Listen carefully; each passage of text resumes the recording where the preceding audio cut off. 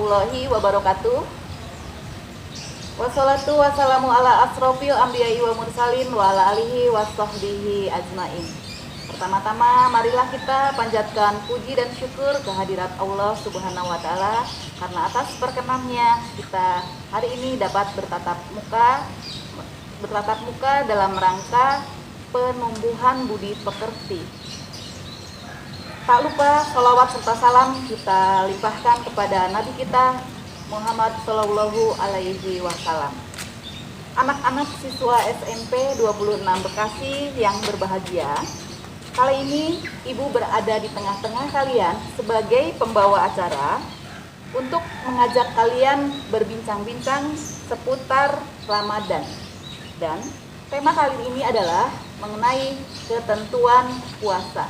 Pagi ini Ibu Elin sudah ditemani oleh Ibu Neneng yang akan memaparkan seputar ketentuan puasa. Selamat pagi Ibu Neneng. Bagaimana kabar Ibu hari ini? Assalamualaikum warahmatullahi wabarakatuh. Ibu dipersilakan selanjutnya untuk memaparkan seputar puasa. Terima kasih. Assalamualaikum warahmatullahi wabarakatuh. Alhamdulillahirabbil alamin wa bihi nasta'in ala umuri dunya waddin wa ala alihi wa sahbihi ajmain. Amma ba'du. Alhamdulillah, pertama-tama kita panjatkan puji dan syukur kepada Allah Subhanahu wa taala yang mana pada kesempatan hari ini kita masih diberikan nikmat iman, nikmat Islam, serta nikmat sehat walafiat sehingga kita bisa melaksanakan tugas kita masing-masing, terutama melaksanakan puasa di bulan Ramadan ini. Alhamdulillah. Anak-anak sekalian, pada kesempatan hari ini Ibu akan sedikit memaparkan tentang seluk-beluk atau ketentuan puasa. Sebagaimana difirmankan dalam Al-Quran oleh Allah Subhanahu wa taala surat Al-Baqarah ayat 183. A'udzubillahi minasyaitonir rajim. Ya ayyuhalladzina amanu kutiba alaikumusiyam kama kutiba alal ladzina min qablikum la'allakum tattaqun. Wahai orang-orang yang beriman, telah diperintahkan kepada kamu untuk melaksanakan puasa sebagaimana diperintahkan kepada orang-orang yang sebelum kamu agar kamu bertakwa. Jadi, tujuan berpuasa itu adalah untuk meningkatkan derajat kita ke tingkat takwa. Artinya, menjadi orang yang selalu mengikuti perintah Allah dan menjauhi segala larangannya. Nah, untuk mencapai tingkat takwa itu tentu saja dalam melaksanakan ibadah puasa ada ketentuan-ketentuan yang harus kita penuhi. Yang pertama adalah ketentuan syarat yang diwajibkan berpuasa. Tidak semua orang diwajibkan berpuasa. Jadi yang wajib berpuasa ada beberapa. Yang pertama adalah orang yang berakal. Kemudian yang kedua, orang yang sudah balik, dan yang ketiganya orang yang sudah kuat untuk melakukan puasa. Di samping itu, bukan hanya memenuhi ketentuan syarat yang diwajibkan, tetapi puasa yang harus kita laksanakan ini juga harus memenuhi syarat sahnya berpuasa. Apa saja syarat sah berpuasa? Yang pertama adalah Islam, jadi orang Islam. Yang kedua, mumayyiz. Yang ketiga, suci dari haid atau nifas. Dan yang keempat, dalam waktu yang ditentukan atau yang diperbolehkan. Nah, puasa itu ada ketentuannya atau ada rukunnya, yaitu sesuatu yang tidak boleh kita tinggalkan. Ketika rukunnya ditinggalkan, salah satunya, maka puasa tersebut akan tidak sah. Apa saja rukunnya? Yang pertama adalah niat. Dan yang kedua adalah menahan diri dari segala sesuatu yang membatalkan sejak terbit fajar sampai terbenam matahari.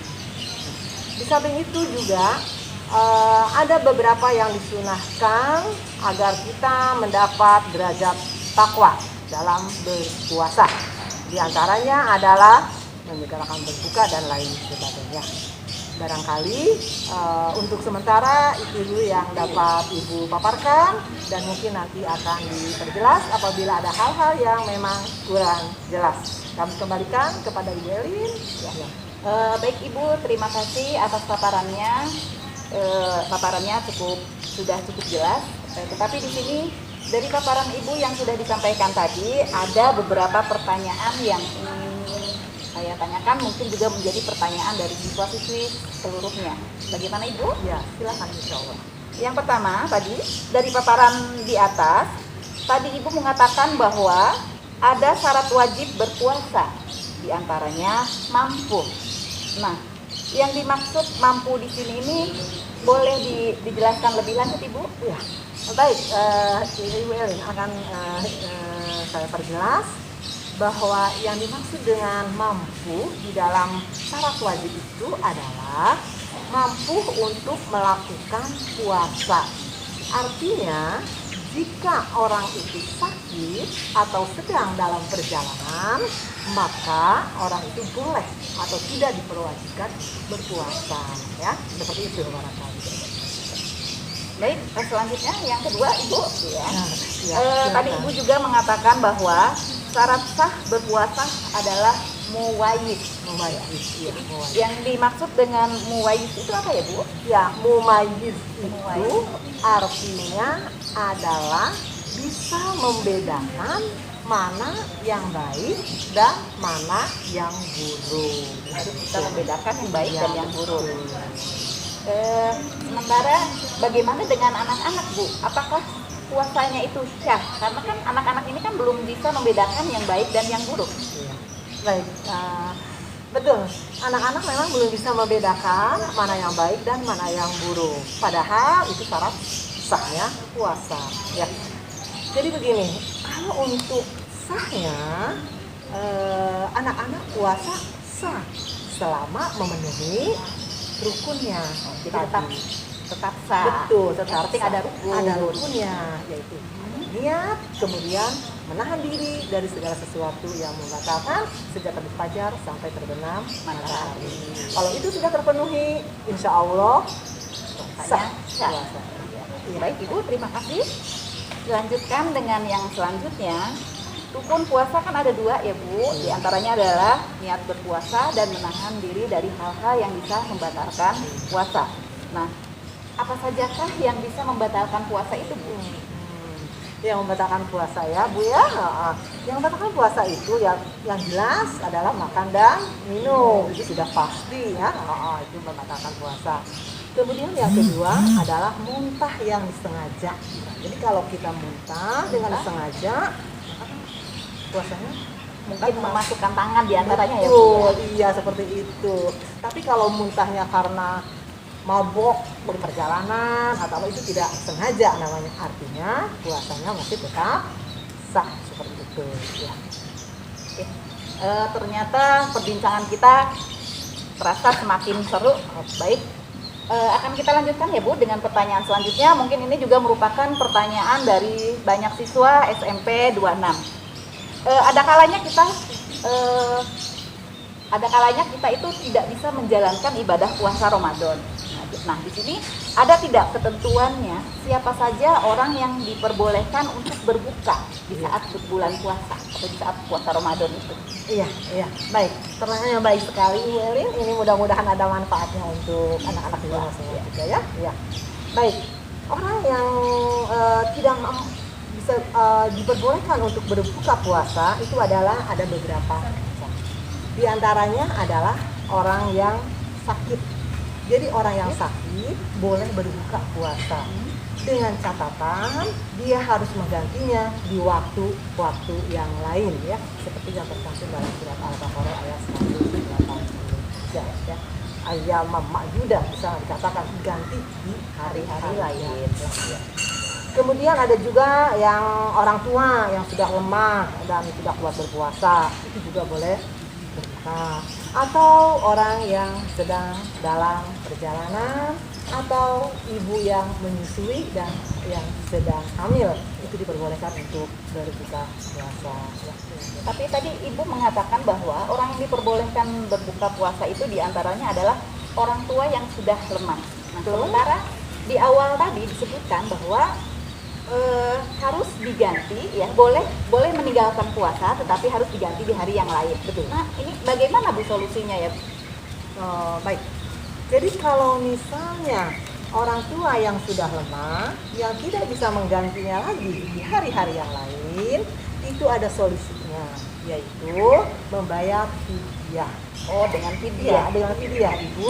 Dengan fidyah yaitu memberi makan fakir miskin sebanyak 3/4 liter, atau disesuaikan dengan makanan yang kita makan pada hari ini. Nah, itu bisa. Jadi boleh makanan yang kita makan diberikan untuk Boleh, fidyah. boleh Seperti itu ya Bu iya, ya. iya, sangat sesuai ya. Jadi kalau yang sudah lemah, sudah tua dan memang tidak bisa menggantinya di hari-hari yang lain, ya solusinya seperti itu. Baik Ibu, sepertinya di sini saya masih punya satu Iya, pertanyaan silakan. untuk Ibu ya seputar puasa ini. Mudah-mudahan kita akan semakin paham dengan puasa Ramadan ini. Iya. Saat puasa Ramadan itu kita dianjurkan untuk melaksanakan ibadah-ibadah sunnah. Ya. Jadi kita harus mengambil keutamaan ibadah-ibadah sunnah di bulan suci Ramadan ini. Nah, keutamaan atau sunnah-sunnah tersebut apa saja Bu? Kalau boleh saya tahu.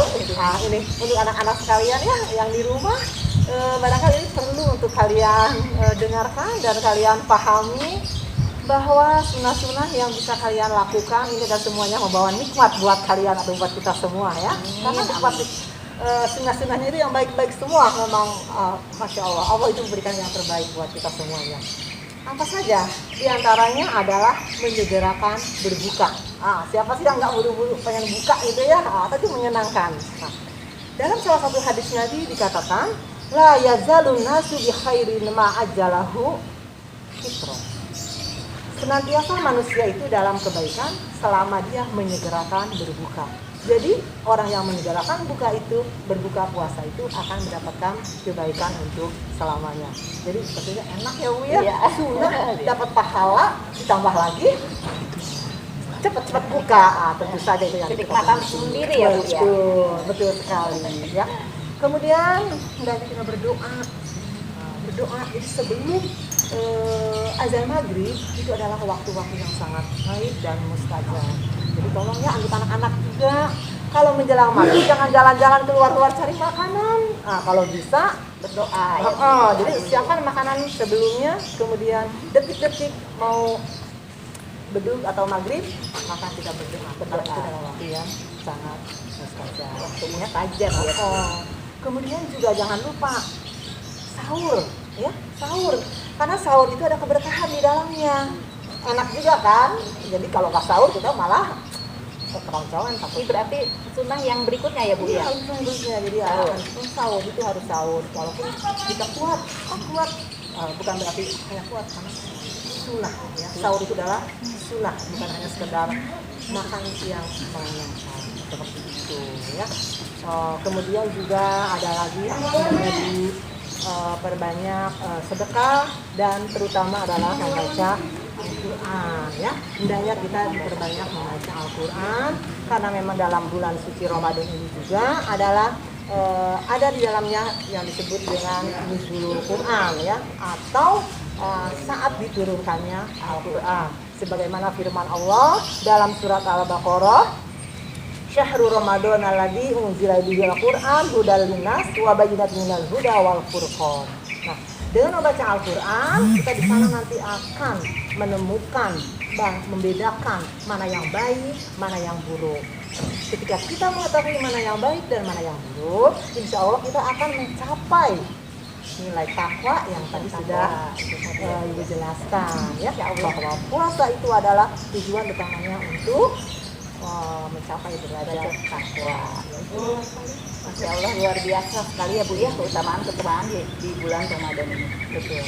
Ibu masih ada yang mau disampaikan kepada siswa? Ya, barangkali anak-anak sekalian, pesan dari Ibu, bulan Ramadan adalah merupakan momen yang paling dan sangat penting di mana amal ibadah kita semua akan dilipat gandakan pahalanya. Oleh karena itu, jangan sia-siakan bulan Ramadan yang hanya 30 hari ini dalam setahun, dan kita belum tentu akan mengalaminya di tahun-tahun yang akan datang. Barangkali tentang Baik, terima kasih banyak Ibu Neneng atas pemaparan dan semua jawaban dari pertanyaan-pertanyaan tadi. Baik siswa-siswi SMP 26 yang Ibu banggakan dan Ibu cintai, demikianlah tadi pemaparan tentang seputar puasa. Mudah-mudahan apa yang sudah dipaparkan oleh Ibu Neneng tadi dapat bermanfaat di kehidupan kalian. Dan satu pesan dari Ibu, jangan lupa dilaksanakan atau dijalankan. Demikian, wassalamualaikum warahmatullahi wabarakatuh.